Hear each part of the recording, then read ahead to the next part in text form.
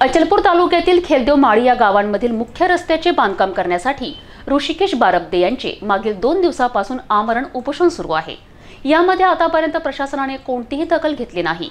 अचलपूर ग्रामपंचायतवर अचलपूर मतदारसंघाचे आमदार बच्चू कडू यांची सत्ता असून येथे सरपंच उपसरपंच हे प्रहारचे असून सुद्धा आजपर्यंत येथे रस्त्याचे बांधकाम झाले नाही। पावसाळ्यामध्ये या रस्त्यावर दररोज 3 ते 4 हजार लोकांची वर्दळ असते, परंतु या रस्त्याची दुरावस्था झाल्याने ऋषिकेश बारब्दे यांनी अन्नत्याग आंदोलन सुरू केले आहे। खेलदेव माडीमध्ये आपण जे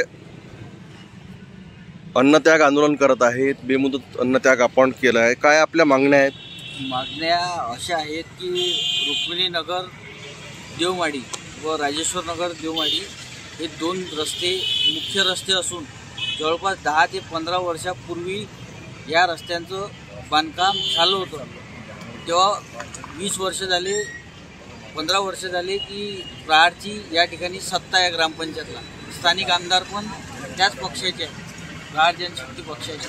सन्माननीय आमदारांना विनंती आहे की या दोन्ही रस्त्याचं लवकर बांधकाम करण्यात यावं, जेणेकरून 1000, 2-3 हजार लोक जे रोज येणं जाणं करतात यांना त्रास होणार नाही।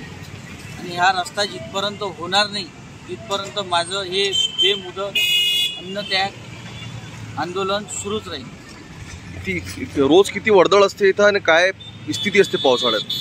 पावसाळ्याची स्थिती एवढी गंभीर असते की जवळपास इथं जर कोणी पोहायला जरी आलं ना तर इथं पोहणं होऊन जाते, पण मुरुम टाकून आणि सध्या तेवढं तात्पुरतं काम करून हे लोक सगळं काम करून घेतात। आता म्हणत आहेत की सँक्शन झाले, रस्ते येणार आहेत।